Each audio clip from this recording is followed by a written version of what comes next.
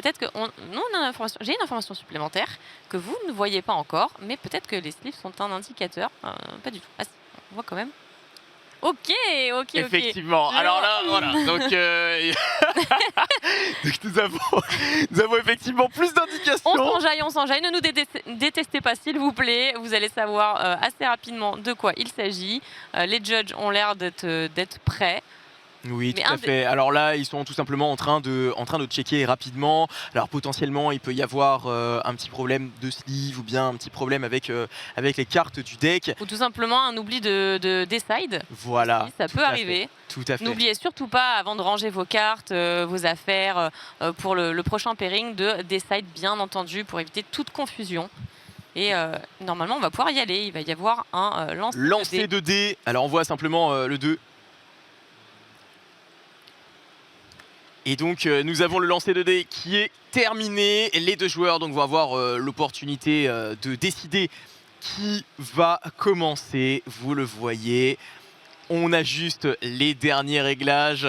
C'est pas forcément simple de passer en stream. On le voit, Jérémy. Je pense pour eux quand même. Voilà, Jérémy qui était en train de regarder un peu son side, etc. Peut-être qu'il a oublié de décide comme tu l'as dit. Et quand on est dans cette situation-là, c'est une situation de pression entre guillemets. Alors, quand on regarde de chez soi, c'est souvent compliqué de se mettre à la place des joueurs et de se dire à quel point ils ont la pression. Mais je peux vous le dire, c'est quelque chose qui peut peser sur les épaules de certains joueurs. Alors plus ou moins selon les joueurs, oui, évidemment, mais c'est un facteur. Alors il y en a qui arrivent à oublier la caméra, si je puis dire. Et d'autres qui sont venus un petit peu me voir et me confier. Mais comment vous faites? Parce que c'est vrai que moi, j'ai tendance à perdre mes moyens. Et je sais qu'on me regarde et ça me perturbe dans mon jeu. Et c'est vrai qu'on n'y pense pas forcément, mais c'est très très différent. Alors moi, par exemple, je sais pas toi, mais moi quand je stream, je sais que je joue pas du tout pareil que quand je suis dans ma bulle, totalement focus. Et voilà, à jouer sur diverses plateformes en fait au jeu, ou même en remote duel avec les copains, c'est quand même plus chill que là au championnat de France en casse. C'est quand même un gros événement et on est très très content de les recevoir. Allez, ils sont prêts visiblement. Effectivement, les deux joueurs ont pioché leur carte, donc on ne devrait pas tarder à lancer. C'est le début de cette game. On voit quand même que Jérémy est en train de se remettre bien. Il a remis sa veste en place. Il est en train de réfléchir à l'intégralité de ses combos et donc on ne devrait pas tarder à pouvoir se lancer dans cette game. Et à vous dévoiler du coup quels seront les fameux decks de cette round, puisque pour l'instant on essaie de pas trop en dire, même si on a un petit indicateur encore. C'est très dur. On a envie de dévoiler, mais on ne peut pas. Écoutez, on ne peut pas. Donc, mais justement, en parlant de ces deux decks, est-ce que toi t'es satisfaite des deux decks? Pour l'instant, oui, je suis très très satisfaite. Ces deux decks. Alors, il y en a un, c'est encore un apprentissage de mon côté, et l'autre que j'ai déjà joué plusieurs fois, donc je vais avoir hâte de voir ce qu'ils nous proposent. Et on va pouvoir y aller. On va pouvoir y aller puisque les deux joueurs sont prêts, les judges sont prêts, tout le monde est prêt, et on va pouvoir se lancer dans cette game 1.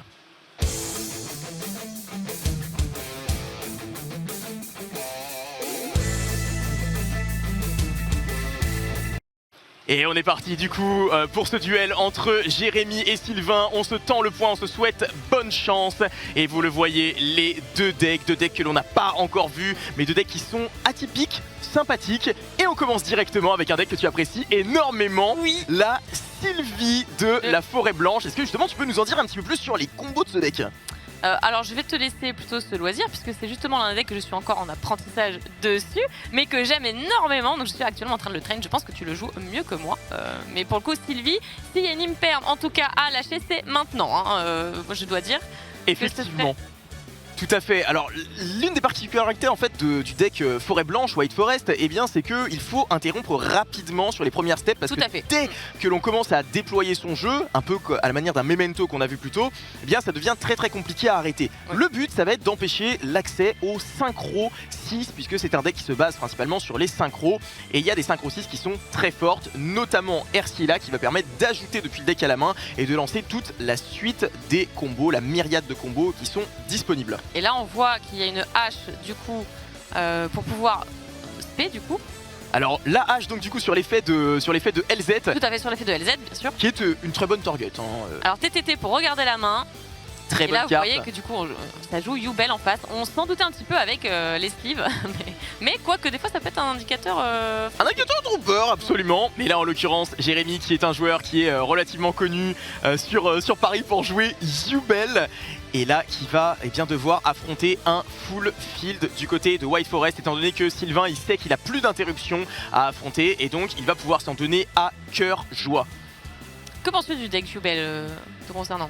Le deck Yubel, je pense que c'est un deck qui a un très bon go first. Il peut encore mettre pas mal d'interruptions en place. Son problème principal, c'est la présence des Mulch Army, puisque les Mulch Army mettent à mal la stratégie du deck. On va faire piocher énormément, et évidemment, on préfère éviter ce genre de situation-là. Donc c'est un spot qui est assez compliqué pour le deck Yubel, mais force est de constater que ça marche très très bien pour Jérémy actuellement, avec simplement une défaite. Et on le sait, il maîtrise très très bien son deck, il a l'habitude de le jouer, et là, il va avoir à cœur de montrer que le deck est toujours présent dans les top tables. Alors visiblement, il lit la carte parce qu'il doit être aussi en apprentissage sur le deck White Forest. Et là on le voit du côté de Sylvain, ça continue. Alors simple petit downside du côté de Sylvain, c'est qu'on a dû activer le terrain. Et lorsqu'on a activé le terrain, on va plus pouvoir invoquer les cartes Azamina depuis l'extra deck, et donc plus avoir accès à la Ilia Sylvia notamment, qui est une interruption supplémentaire, mais également aux cartes qui permettent d'accéder à la suite de l'engine.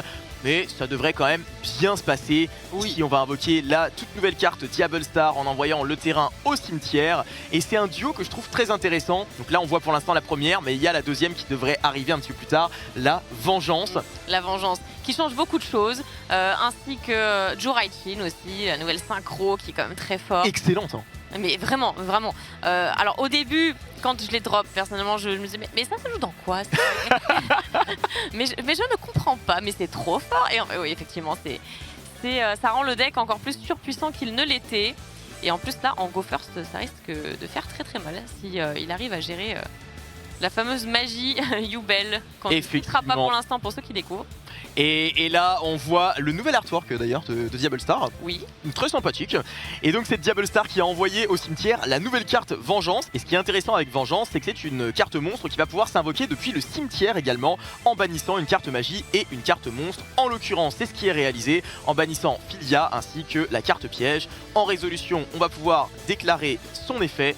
Et puis on va rester potentiellement là-dessus. On relit. Ça a l'air d'être une fin de tour, effectivement. Donc là en l'occurrence les cartes de Sylvain qui vont pas être destructibles, et ça c'est quand même assez intéressant contre Yubel.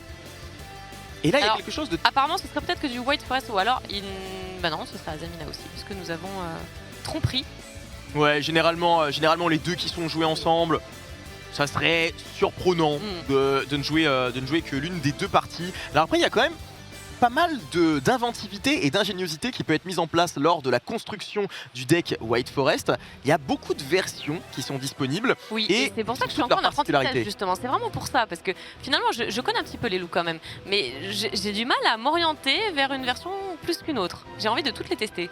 Mais continuez à toutes les tester parce que c'est un deck qui est très agréable, je trouve, à jouer. Alors certes, il y a des faiblesses qui sont évidentes, la faiblesse à Droll notamment, au Mulch Army, mais également aux interruptions sur les premières steps. Mais ça reste quand même un super deck à jouer et à apprendre. Oui, et puis de toute façon, les interactions, est-ce que ce n'est pas justement le but d'un duel ? Exactement, t'as tout à fait raison. Je suis 100% d'accord avec ça. C'est ce qui fait que c'est encore plus attractif et encore plus intéressant. Et là actuellement on va voir si Jérémy trouve les interactions intéressantes. Il va avoir 4 cartes dans sa main puisque la hache a été utilisée et que le Nibiru a été renvoyé dans le deck. Est-ce qu'il va avoir la possibilité de remonter ce field? Il va du moins tenter, ça commence avec très le terrain. bien, ça commence avec très bien. Le terrain, le trône du cauchemar. Qui va permettre d'aller tuto. Du coup, en général, le Lotus du Samsara. Et là, on va directement payer la moitié de ses points de vie du côté de Sylvain. Alors Vengeance qui est une carte qui est excellente, qui va permettre de payer la moitié des points de vie pour détruire une carte de l'adversaire, mais également d'invoquer spécialement un monstre depuis l'extra deck, généralement le peuplier, qui est ici invoqué en zone monstre extra. Là, Jérémy qui voulait se précipiter sur ce peuplier pour le lire, il a bien raison, et il a raison, sincèrement il a raison. Oui. Dans le championnat de France, on en a parlé plus tôt, mais il y a des decks que vous n'allez pas connaître, et bien n'hésitez pas à lire la carte pour Alors, eh bien, ne pas être surpris. C'est amusant parce que moi, la plupart des duelistes que je croise me disent mais un vrai dueliste ne lit pas les cartes. Effectivement. C'est ce qui se dit. Mais si, en fait, c'est un conseil surtout au championnat de France. Lisez bien les cartes de votre adversaire, prenez le temps, même si effectivement il y a un time de 45 minutes. Ne vous laissez pas submerger par le manque d'informations. Et voilà, et sachez où vous allez surtout. Et là en l'occurrence on sait très bien où il va. Tu en as parlé un petit peu plus tôt de cette carte synchro, exactement, dont tu viens de nous parler et qui est une excellente carte. Là Jérémy avec deux cartes en main, ça risque d'être compliqué. Va-t-il quand même réussir à résoudre le puzzle qui lui est proposé par Sylvain? Je pense que c'est compliqué. C'est compliqué là quand même. Ah oui, c'est très compliqué là. Très... Oui. oui, là.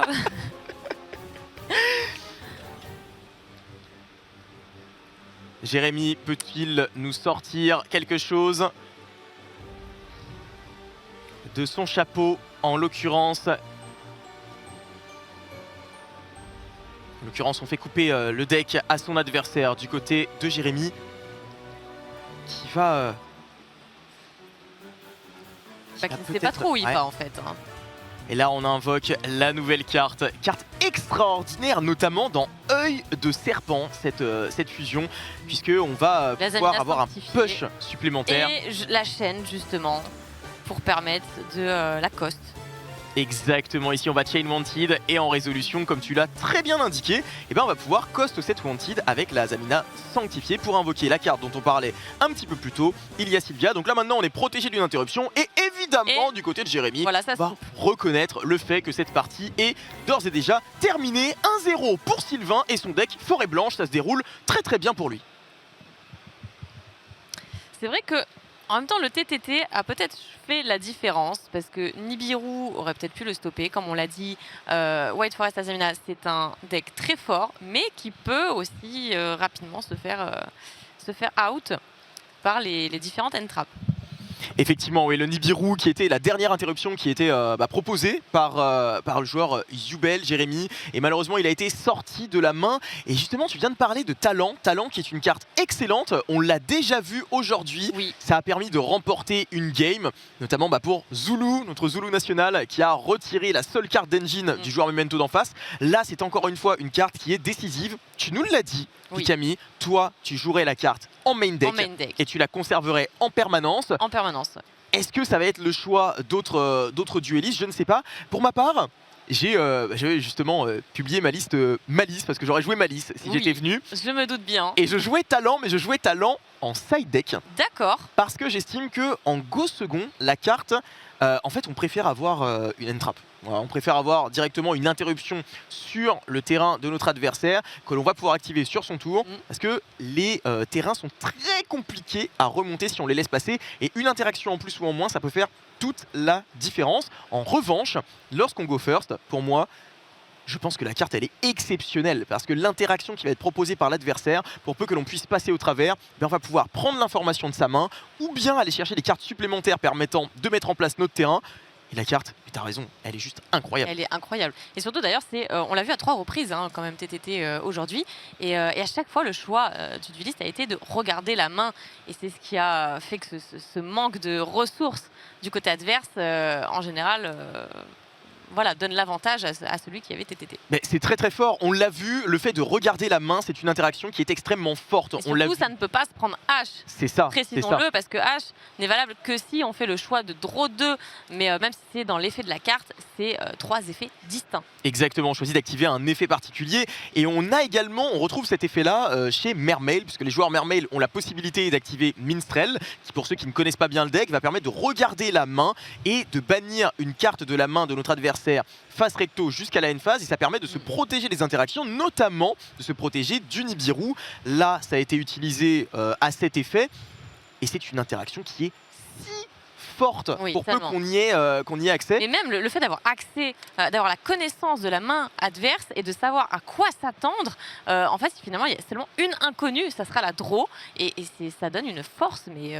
c'est pour ça moi je la garderai tout le temps en fait. Et justement, je sais que tu apprécies le deck Marincess. Voilà, c'est un deck que t'aimes bien quand même. Comment sais-tu cela? Écoute, je me suis renseigné tout de même au préalable. Et dans le deck Marincess, on a une carte qui permet de regarder l'intégralité des cartes de la main ainsi que des cartes posées lorsqu'elle est utilisée en matériel lien. Carte extraordinaire. Alors, je ne vais pas te mentir, je l'ai découverte il y a pas longtemps, j'avais totalement oublié son existence. Et je jouais donc en remote duel. L'adversaire m'a activé cette carte, j'étais un peu chafouin. Prendre la connaissance de la main, on se retrouve avec une information parfaite du côté du joueur adverse. Et là ça devient plus compliqué d'essayer de tenter de rentrer dans la tête de l'adversaire en essayant de lui montrer qu'on a certaines interactions, des choses comme ça. Là, il n'y a plus de surprise, il n'y a rien du tout. Mais la surprise, on espère qu'il va y en avoir une lors de cette Game 2, puisque ça va être au tour probablement de Jérémy de commencer et d'essayer de remporter son premier point dans ce match décisif.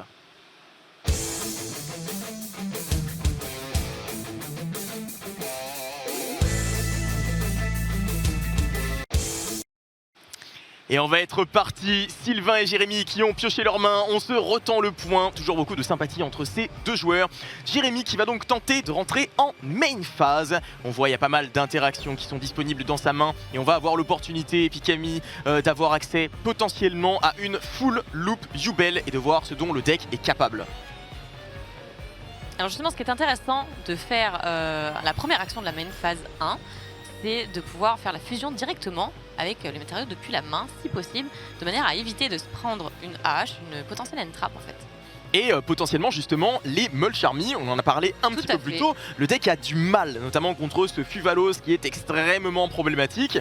Si en première action on invoque la fusion Yubel, eh bien on est protégé de cette charmise et on a donc l'opportunité de faire son tour un petit peu plus sereinement, du moins face aux interactions de type monstre. Tout à fait, c'est là que c'est intéressant. Mais on part finalement sur du Fiendsmith avec Graveur, donc effet Graveur. Graveur qui est là, qui est présent, qui est toujours là depuis sa sortie. Une excellente carte et une excellente engine de manière générale, les Fiendsmith. Ici, on va avoir accès à une carte, pas forcément le tract, mais ici, le Sanct. Et en résolution, on va avoir cette carte dont on a tant parlé, Hurluberlu et Oiseau de verrouillage. Et Jérémy qui fait un peu la tête. Je peux le comprendre, le pauvre là, j'ai limite de la peine pour lui. Mais on va quand même avoir l'opportunité de partir sur les plays démons forgerons. On va donc activer Sanct qui permet d'invoquer un jeton. Et le jeton va pouvoir directement se transformer en Requiem. Requiem qui permet de faire partir toute la loupe démons forgerons. Jérémy qui réfléchit un petit peu. Qui est très fort. Ah, c'est très fort. Mais de toute façon, là, je pense qu'il va pas non plus avoir 36 solutions parce qu'on le voit dans sa main. Alors, il a une brique. De toute façon... On peut tout, enfin, voilà, c'est normal, c'est normal. C'est normal, voilà. Il y en a toujours une. Donc on se fait Lacrima. Qui va envoyer directement la trappe ici. On va envoyer Démon Forgeron au paradis, carte piège qui a été popularisée notamment par Joshua Schmidt, qui a sorti ça la première fois fin d'année dernière. Carte qui a un effet très puissant dans le cimetière, mais également sur le terrain, puisqu'elle permet d'envoyer l'intégralité des cartes du terrain au cimetière pour peu qu'on réunisse les conditions nécessaires, en l'occurrence avoir Diesirae qui est équipé. Et là on est sur Necroquip. Tu dis Necroquip ou Necroquip toi? Oh, les deux se disent. Necroquip. Moi je dis Necroquip aussi. Necroquip. J'ai toujours un petit peu la prononciation anglaise. Ouais, c'est un peu pareil. Ouais. Et là on arrive d'ores et déjà à un moment très important parce qu'on a deux niveaux 6 sur le terrain, le Graveur et la Necroquip. Qui pourront faire César. Exactement. Et tu l'as très bien souligné, si on veut mettre un Nibiru, eh bien c'est maintenant qu'on va le forcer. Sylvain qui ne fait rien, et donc du côté de Jérémy, est-ce qu'on part sur un César ou est-ce qu'on part sur une lien 2? On va choisir de partir sur la lien 2, la séquence qui va être invoquée. On n'a pas encore vu de César aujourd'hui sur le peu de Fiendsmith qui a été présenté. C'est vrai que pourtant c'était une carte quand même effrayante qui était aussi attendue, très crainte en fait. Tout à fait, parce que elle est très forte contre les deux meilleurs decks du format, contre Rising Mitsurugi pour annuler la prière, mais également contre Malice pour annuler les effets, pour tenter de se réinvoquer spécialement. Une carte qui est très menaçante, mais elle est tellement menaçante qu'on ne l'a pas encore vue. Oui, c'est ça, c'est un peu le problème. Hein. Et là donc on va pouvoir partir sur le mangeur aérien, je suppose, voilà. Le mangeur aérien qui est invoqué sur le terrain, qui va permettre d'envoyer du deck au cimetière. Et qui a également l'opportunité de se réinvoquer depuis le cimetière, qui peut générer un body supplémentaire. Là on réfléchit un petit peu du côté de Jérémy. Sylvain qui de son côté... il joue sa game, hein. Vaut mieux prendre le temps, ne pas faire d'erreur.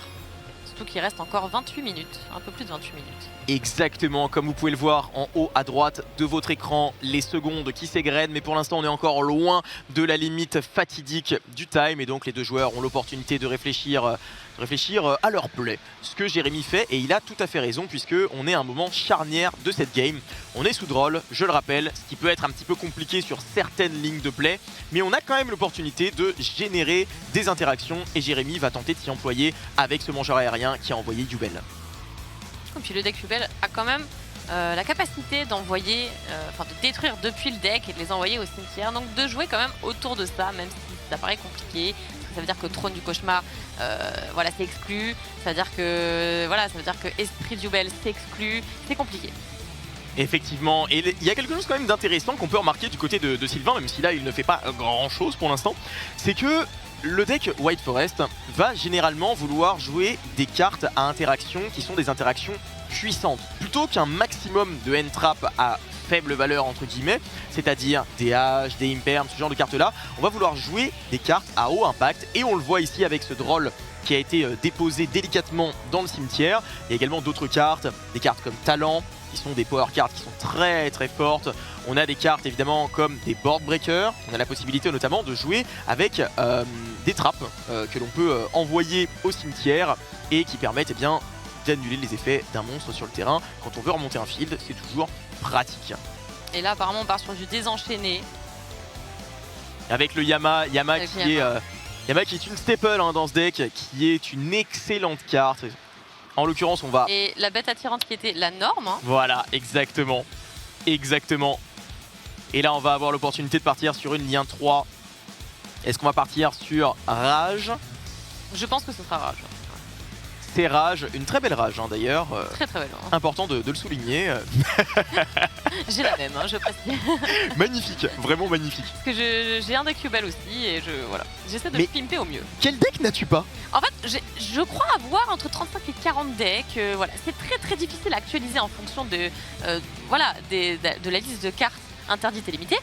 Mais on fait ce qu'on peut, Après, voilà, le problème d'avoir beaucoup de decks, c'est aussi, à force de pas les jouer depuis très longtemps, on a tendance à oublier un petit peu les loops. Hein. Mais bon, ça revient assez vite, ne vous inquiétez pas. Voilà, là, ici on a le fantôme de Yubel, on l'attendait. Dont tu parlais justement.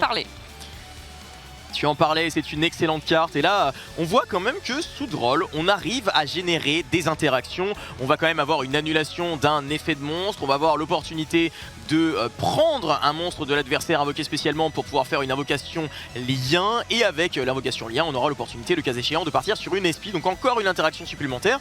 Est-ce que Sylvain va pouvoir se débarrasser de ça? D'autant plus que, on le sait, White Forest a du mal sur les premières steps. Si on réussit à retirer les bodies, c'est très compliqué de pouvoir partir sur des synchros et donc de déployer son jeu. Donc maintenant, ça va être à Sylvain, avec 5 cartes, de tenter de passer ce field. Alors finalement, ce que propose Jérémy, c'est pas si mal, sous Droll. Je trouve que ça peut suffire. Tout à fait, ça peut totalement suffire. Sylvain qui va prendre les informations des cartes qui sont actuellement dans le cimetière. On l'a vu en plus, il y a la carte piège, Finn Smith qui est au grave et qui va donc pouvoir se déclencher sur une invocation spéciale de l'adversaire pour envoyer la fameuse Dies-Irae depuis l'extra deck au cimetière et envoyer une carte contrôlée par Sylvain dans son cimetière. Et là on commence directement avec la magie de terrain. Alors c'est pas forcément la meilleure manière de commencer, on l'a dit juste avant, ça coupe quand même une certaine ligne de play avec les Azamina. Mais Sylvain, s'il commence comme ça, c'est qu'il a probablement que ça, entre comme guillemets. Option, oui. Donc il y a la LZ qui va tenter ce spé en défaussant une carte magie et piège de l'archétype. En l'occurrence ici, c'est la malédiction qui va être, défaussée. Et on va bien évidemment annuler cet effet du côté de Jérémy. Et on va à la place détruire un esprit de Yubel qui va pouvoir en résolution déclarer son effet. On va avoir en Chain Link 1 Malédiction et en Chain Link 2 l'esprit de Yubel qui va pouvoir invoquer spécialement un Yubel en position d'attaque. Et tu vois, c'est intéressant parce que dans le deck de Sylvain, on le voit, il n'y a que des cartes à haut impact. Justement, ce que je te disais juste avant, on voit quoi? Des Lightning Storm, haut impact, des Drolls, haut impact, des Mulch Army, haut impact. Il n'y a que des cartes là pour essayer soit de breakboard, soit de faire du 1 pour plusieurs cartes. Et non pas du 1 pour 1 comme avec des Entrap comme Ash et Imper. C'est un petit peu dramatique de n'avoir eu que Droll finalement sur ce Go second. Parce que potentiellement il peut y avoir d'autres briques. Alors, avec Miols, on l'a vu. Que Droll, mais on le voit dans la main, ça va être activé ce talent. Encore une fois, on venait d'en parler sur la game précédente. Cette carte, je crois que c'est vraiment la carte de ce championnat de France. Pour l'instant, oui. Oui, c'est 4 ou 5 fois qu'on voit TTT. Et là, on va prendre... Oh là là là là là là là là. Mais quelle tactique, Barcode, mais quelle tactique. C'est un rebondissement fantastique, j'ai adoré celle-là, je l'adore. Et donc du coup, on va récupérer cette Rage. Rage qui va pas pouvoir être qualifiée d'interruption. Et ici, on va invoquer normalement LZ, puisqu'elle peut être invoquée normalement. Et on va pouvoir invoquer spécialement Russia, qui s'invoque spécialement si on contrôle un monstre. On contrôle effectivement un monstre assez minable. Enfin, White Forest.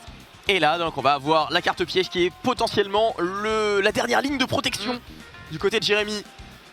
On va envoyer cette fameuse Diesirae et Diesirae va pouvoir renvoyer un monstre lumière démon depuis le cimetière dans le deck ou l'extra deck afin d'envoyer au cimetière potentiellement cette Russia, je suppose, qui va être envoyée au cimetière parce qu'on ne veut pas laisser piocher Sylvain et tenter d'aller récupérer des solutions, je suppose. Et surtout, on veut éviter les synchros qui arrivent.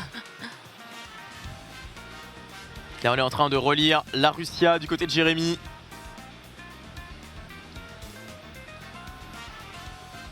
Et on va choisir d'enlever la Russia, très bon choix. Entre les deux, je pense que c'est la meilleure à enlever, effectivement.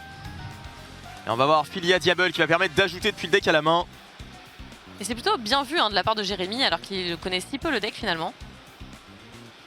On sent le bon joueur derrière ce choix. Et là, on va avoir accès à cette Diable Star. Plus que 2 cartes en main du côté de Jérémy. Et on voit, il y en a une qui n'est pas très efficace. Puisqu'on a cette Lurie. Une main qui objectivement n'était pas extraordinaire. Du côté de Jérémy, on voit qu'il avait des conflits de normal summon, d'invocation normale. Ouais, ça fait partie du jeu de dépendre d'une certaine part, même mineure, de chance, avec la main de départ et surtout le lancer de dés pour savoir qui commence, qui est quand même assez déterminant aujourd'hui. Là, Sylvain qui va donc pouvoir continuer ses plays. On l'a vu ce play précédemment. On va donc pouvoir bannir Philia, mais également la malédiction depuis le cimetière afin d'invoquer spécialement Vengeance. Petit à petit, on est en train de mettre en place ces conditions de victoire. On va derrière pouvoir déclarer les effets et notamment la volonté de détruire Yubel avec Vengeance. Jérémy qui redemande un petit peu où est-ce qu'on en est au niveau des interactions et Sylvain qui lui indique que tant que les 2 monstres Diable Star, Vengeance ainsi que la nouvelle Diable Star sont sur le terrain, ils ne vont pas pouvoir être détruits par les effets de carte de Jérémy. Et en l'occurrence, on va également avoir l'opportunité d'invoquer ce peuplier comme lors de la game précédente.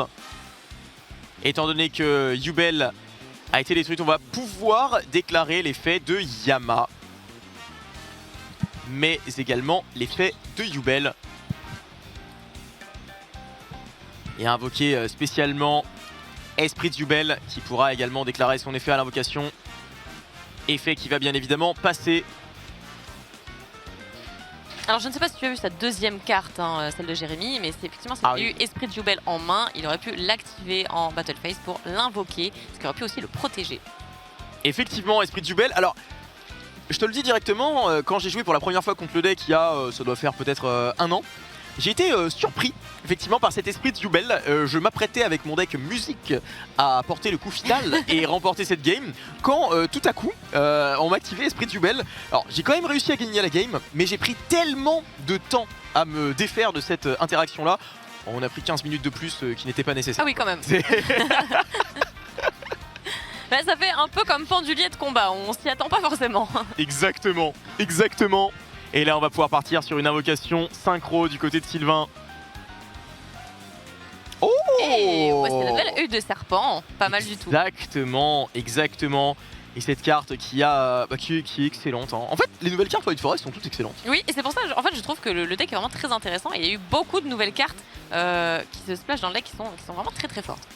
Très clairement. En plus de la nouvelle LZ, en plus de Joraichin, pardon.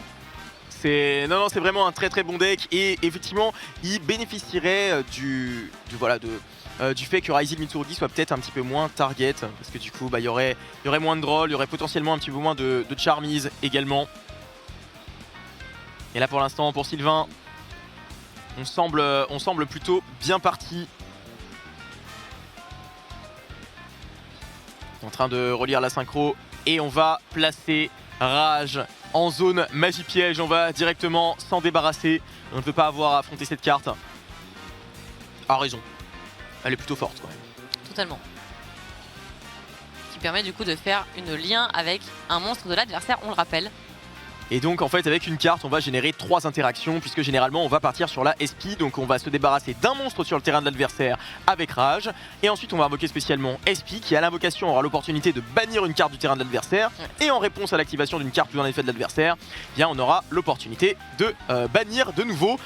Et là, ici, eh bien, Sylvain une victoire incroyable de l'a Sylvain. emporté vraiment sans trop de complications finalement. sans trop de complications effectivement. Alors au niveau de l'overlay, on voit un 1, mais si je ne m'abuse, je pense qu'on est bel et bien, voilà. On est bel et bien avec le gagnant Sylvain. Il faut savoir que nous n'entendons pas les joueurs parler, donc en fait on a juste seulement le visuel, donc on essaie de suivre en temps réel. Effectivement, mais ouais, très très belle victoire ici du joueur White Forest. Il a relativement bien joué, c'était correct, les interactions étaient carrées. Oui. Et ça fait plaisir effectivement de voir le deck White Forest qui s'en sort très bien, qui est ici en X1 avec Sylvain. On a en plus eu l'opportunité de voir un petit peu le deck Yubel. Alors Jérémy, il a certes pas l'air très content. Et on informe actuellement... Après vérification, effectivement, il y aurait 1-1. Donc oui, donc il n'est pas le gagnant. Il n'est pas le gagnant. Il a été indiqué comme gagnant d'indice, mais non, ce n'est pas le gagnant. Il y a donc bien une Game 3 ? Alors là, vu le terrain de Sylvain, je suis très très surprise. Effectivement, c'était quand même assez compliqué. Jérémy qui a quand même réussi à remonter. Il ne pouvait peut-être pas passer le Yubel finalement qui est indestructible au combat. Oui, peut-être qu'il n'avait pas de solution pour le passer. Tout à fait, il y avait effectivement Terreur incarnée qui était présente. Et donc Sylvain qui a ici laissé la game à son adversaire. Et donc on va avoir une game 3 avec White Forest qui va commencer. Et ça va être très intéressant. Je vais te le dire, moi je suis plutôt content qu'il y ait 1-1. Parce que je voulais en voir un petit peu plus de ces deux decks. Mais je suis de ton avis. Donc j'en suis très très heureux, c'est une bonne nouvelle, très clairement. Et c'est une game fort intéressante. Et j'attendais de voir, déjà, tu le sais très bien, je le dis depuis le début de la journée, je voulais voir White Forest, mais aussi Yubel que j'aime beaucoup, que je joue aussi pas mal. Donc pour moi c'est un match-up super intéressant. T'es en train de prendre des notes, c'est ça? Un petit peu. Un petit peu? Mais t'as tout à fait raison, Ah, je m'inspire. Tu t'inspires des plus grands et c'est tout à fait normal. Ici donc les deux joueurs, Jérémy et Sylvain, qui sont en train de side pour la game 3 avec potentiellement du côté de Jérémy des interactions à proposer. Ici on va, je suppose, alors je ne connais pas sa decklist exacte, mais je suppose que l'on va rentrer des cartes qui vont être des end-traps. Il y a quand même la place pour pas mal de free spots du côté du deck Yubel et on le sait, le deck White Forest, on a de cesse de le dire, il a du mal dès lors qu'il y a une multiplication d'entraps et notamment des entraps tels que les Drolls ou bien des Mold Charmy qui peuvent mettre à mal la stratégie du joueur White Forest. Donc ça va être très intéressant de voir ce que Jérémy a rentré et si du côté du joueur White Forest, eh bien on a des solutions et notamment pourquoi pas une troisième fois un petit talent qui pourrait être activé. Pourquoi pas, encore une fois. Pourquoi pas, jamais 203. Jamais 203. Quand on aime, on ne compte pas. Mais effectivement, une carte très très puissante qui pourrait potentiellement lui permettre de punir entre guillemets cette interaction que Jérémy proposerait. Et ça va être intéressant de voir comment il s'en sort. Et surtout, on va avoir l'opportunité peut-être de voir enfin ce full field avec les Azamina qui pourraient être joués. Oui. On a vu 2 fois un départ avec le terrain qui empêche l'accès aux Azamina. Est-ce que cette fois, on va enfin pouvoir les voir ? Écoute, je l'espère. Hein. Est-ce que tu as prié assez fort? On va le savoir dans un instant. Les joueurs distribuent leurs cartes. Enfin, distribuent. Ils sont en train de piocher leurs cartes. Ils sont en train de piocher. Excusez-moi, la fatigue commence à peser. Et on va pouvoir y aller pour cette 3e game. Et du coup, c'est avantage à... Ça va être avantage principalement au White Forest, on va le voir dans un instant, mais dans tous les cas le joueur White Forest va avoir l'opportunité de commencer cette game et de mettre en place son terrain. La game 3 commence maintenant.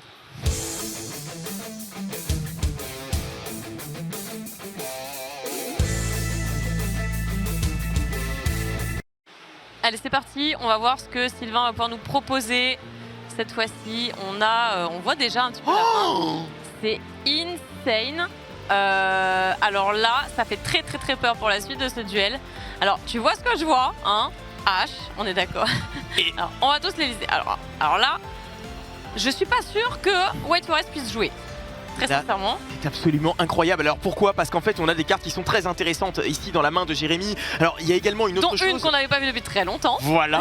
Donc Sylvain là déjà il vient de défausser la chèvre noirerie, une carte dont je te parlais un petit peu plus tôt et qui va permettre d'agir en tant qu'interruption. Mais du côté de Jérémy, oui, c'est incroyable puisqu'on voit Spooky qui est en main en plus d'une hache et on a le starter en main également. Donc là une très bonne main du côté de Jérémy qui se rattrape un petit peu. Qui hache justement l'effet de la tromperie donc qui permettrait d'aller chercher la Zamina sanctifiée, mais on va choisir de hache et on n'avait pas talent mais on a quand même PTT qui va donc des triples tactiques permettre de poser une carte depuis le deck puisque on le rappelle, Jérémy actuellement ne contrôle pas de carte. Voilà exactement.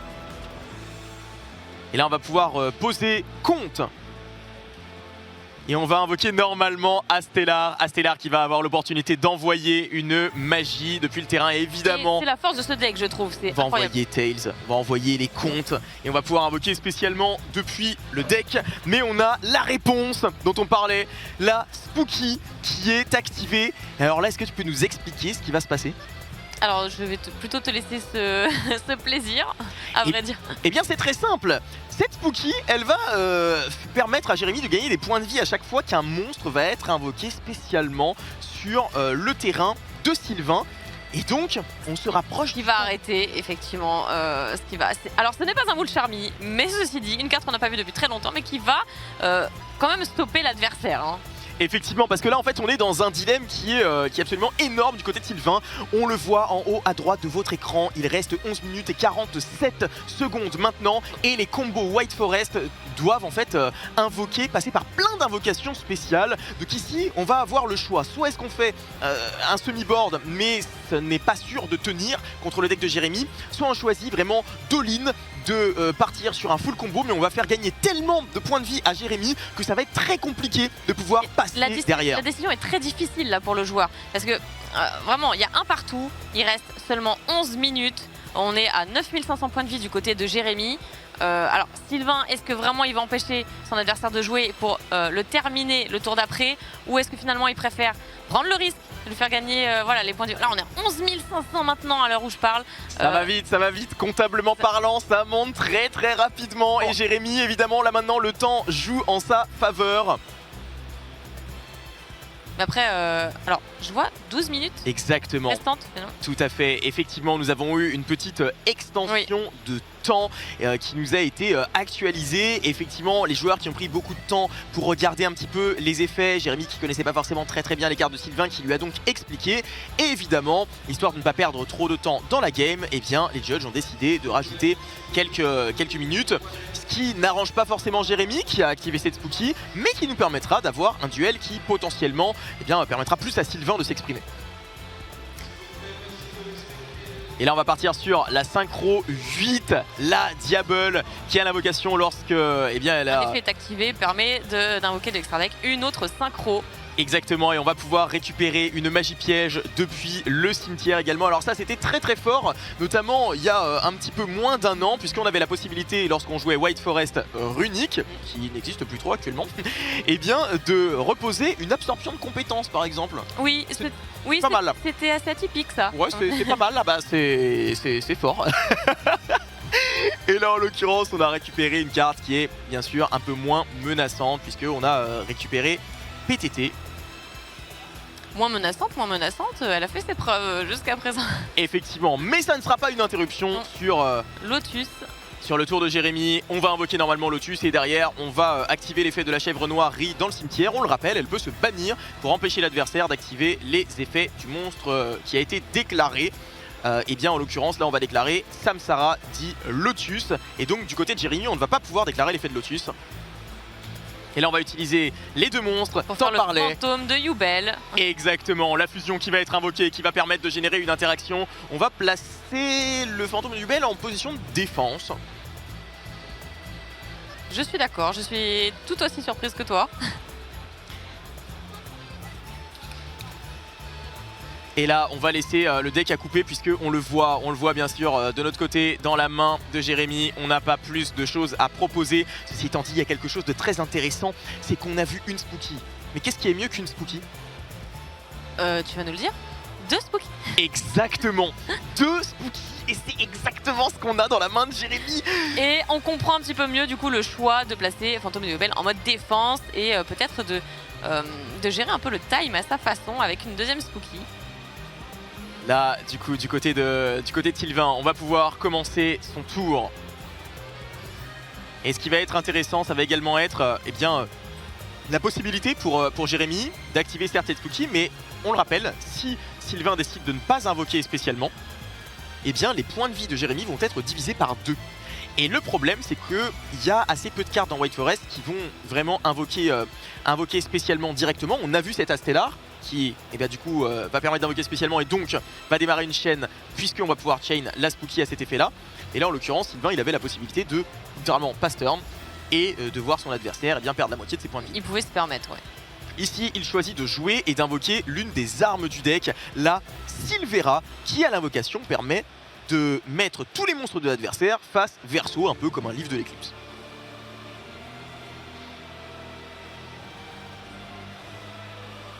Apparemment Jérémy n'a plus de cartes en main.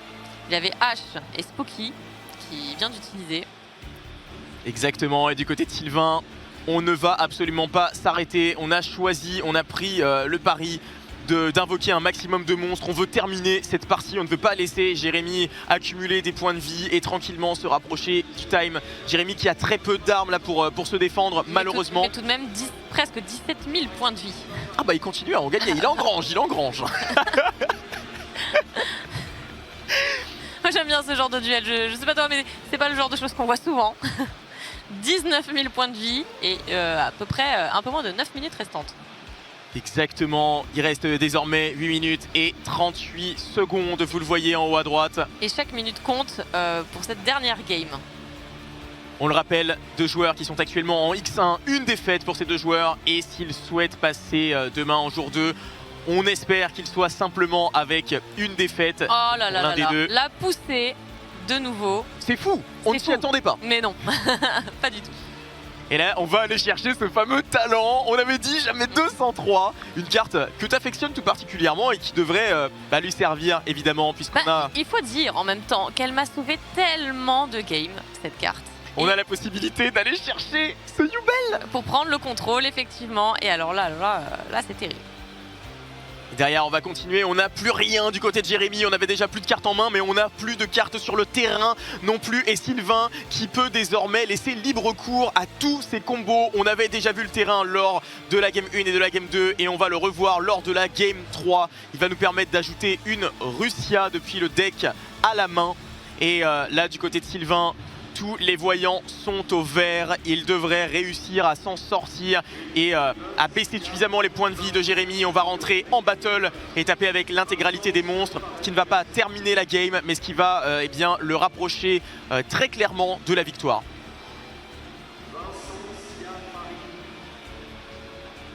Puis avec une seule draw, rien en main, rien sur le terrain, ça va être très très compliqué de remonter le board, je pense même... infaisable. Ah c'est complètement impossible. C'est complètement impossible. Quelle carte dans le deck de Yubel pourrait vraiment être... Il y en a pas. Une seule carte, c'est pas gérable. Pot de cupidité. Bien sûr, bien sûr. Peut-être quelque chose comme ça qui pourrait apporter 2 cartes. Et peut-être que ce serait un petit peu plus jouable avec le 2 cartes. Mais là, non, ça semble très complexe. Il reste tout de même 10 000 points de vie du côté de Jérémy. On n'a pas encore réussi à passer sous la barre des 8000 Et on fait points de une vie. SP pour évidemment ne pas rendre le Yubel à la end phase. Exactement, et on va avoir l'opportunité d'utiliser l'effet de SP pour bannir l'esprit de Jubel. Ce qui est un très bon choix. Et effectivement, et là, une carte en main pour Jérémy qui va piocher. Qui a le pioché. Lotus. Il a pioché un starter. Il a pioché un starter, mais c'est quand même... Non, c'est quand même... Et il va évidemment l'invoquer, ce Lotus. Jérémy qui n'abandonne pas, qui continue, qui joue son va-tout.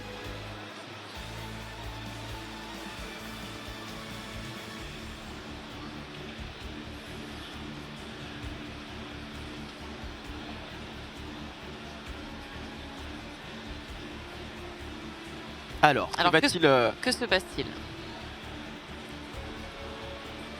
Que va-t-il se passer?